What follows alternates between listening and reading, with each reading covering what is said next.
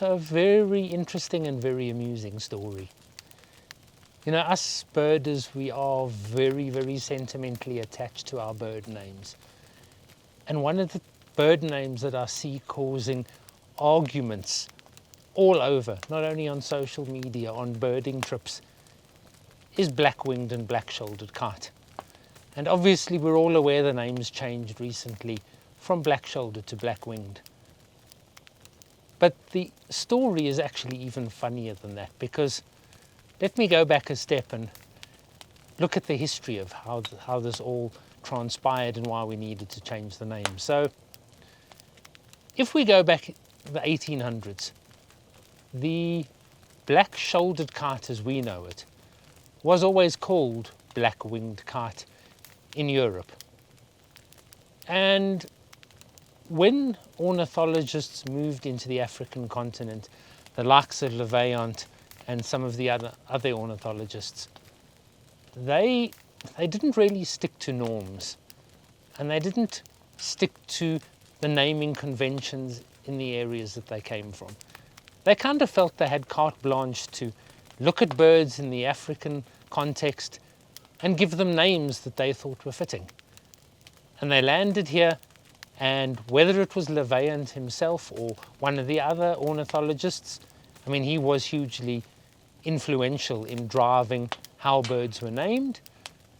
They looked at the kite that we have here, saw a lot of black on the shoulders, and they called it black-shouldered kite.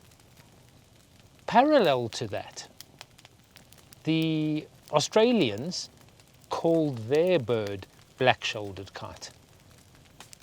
But of course, what is interesting is that the African kite was always part of the European kite species and should actually have been called black-winged kite from the very start.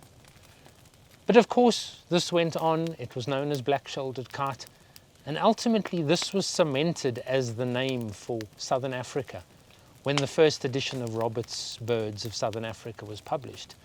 And so it stuck as black-shouldered kite.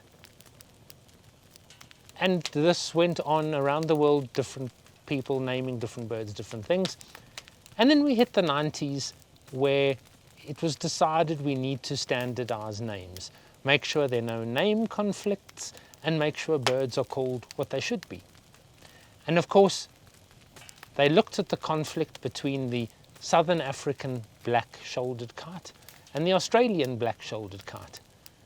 And it's not really a case of a tuggle or a struggle between these two naming bodies and possibly Australia won or South Africa lost.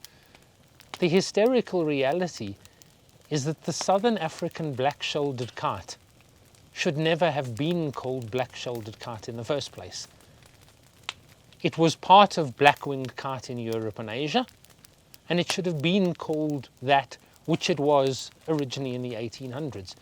And Australia, when they had decided to give their bird a name, decided not to conflict with Europe and Asia, and they came up with black-shouldered kite. So, in all honesty, I find it quite amusing that we have these arguments back and forth between birders going, no, it's not a black-winged kite, it's still black-shouldered kite, when amusingly it should never have been called black-shouldered kite in the first place, being part of the same species that existed in Europe and Asia and was always called black-winged kite. So, you know, in my interview with Keith, who was one of the authors of Birds of Greater Southern Africa, he said, let's not worry what something's called. Let's just go out and watch them. But I thought I'd share the story because I saw these arguments going back and forth about black-shouldered and black-winged kite, and I thought, let me actually go and read and see what the history is. And it was quite amusing when I actually read that Levaillant and some of the other early ornithologists went off at their own tangent and actually gave things names that were not related to similar species elsewhere in the rest of the world, and that black-winged kite or black-shouldered should have actually been black-winged kite all along.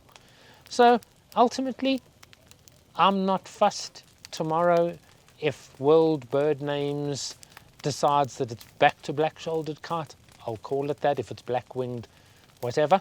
But I thought I'd just relay the story and just relay how interesting it is that we all get so attached to a name that probably was actually erroneous in the first place.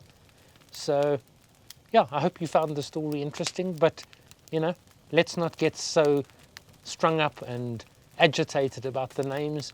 Let's just bird, and whatever people tell us we need to call these things, let's call it that. But above all, let's just enjoy our birding.